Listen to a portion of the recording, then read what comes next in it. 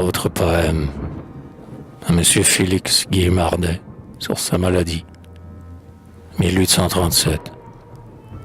Frère, le temps n'est plus où j'écoutais mon âme se plaindre et soupirer comme une faible femme qui de sa propre voix soi-même s'attendrit.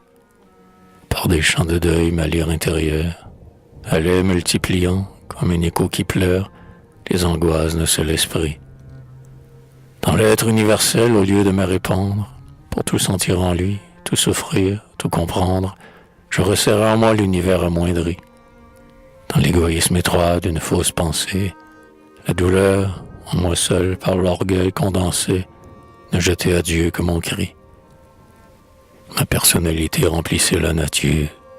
On eût dit qu'avant elle, aucune créature n'avait vécu, souffert, aimé, perdu, gémi, que j'étais à moi seul le mot du grand mystère, que toute pitié du ciel et de la terre dut rayonner sur ma fourmi.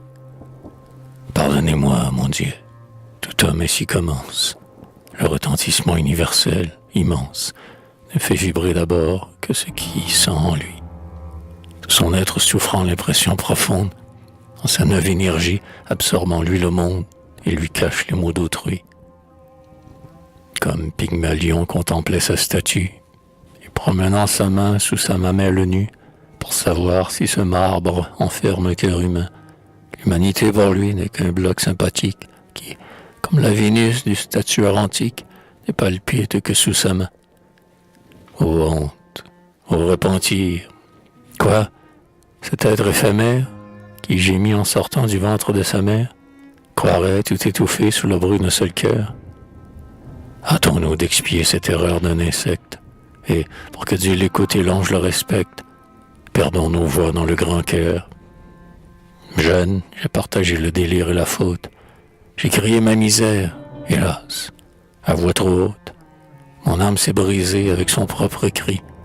De l'hiver sensible à tombe insaisissable, devant le grand soleil j'ai mis mon grain de sable, croyant mettre un monde à l'abri. Puis mon cœur, insensible à ses propres misères, s'est élargi plus tard aux douleurs de mes frères. Tous leurs mots ont coulé dans le lac de mes pleurs, et, comme un grand linceul que la pitié déroule, l'âme d'un seul, ouverte aux plaintes de la foule, a gémi toutes les douleurs. Alors, dans le grand tout, mon âme répandue a fondu, faible goutte au sein des mers perdues, que roule l'océan, un sensible fardeau, mais où l'impulsion sereine ou convulsive, qui de l'abîme entier de vague en vague arrive, palpite dans la goutte d'eau. Alors, par la vertu, la pitié m'a fait homme, puis conçu la douleur du nom dont on le nomme. J'ai sué sa sueur et j'ai saigné son sang. Passé, présent, futur, ont frémi sur ma fibre, comme vient retentir le moindre son qui vibre sur un métal retentissant.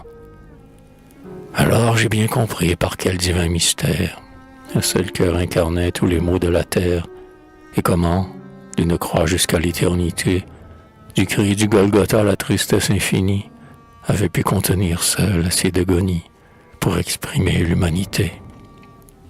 Alors j'ai partagé, bien avant mon naissance, ce pénible travail de sa lente croissance, par qui sous le soleil grandit l'esprit humain, semblable au rude effort du sculpteur sur la pierre, qui mutile 100 fois le bloc dans la carrière, avant qu'il vive sous sa main.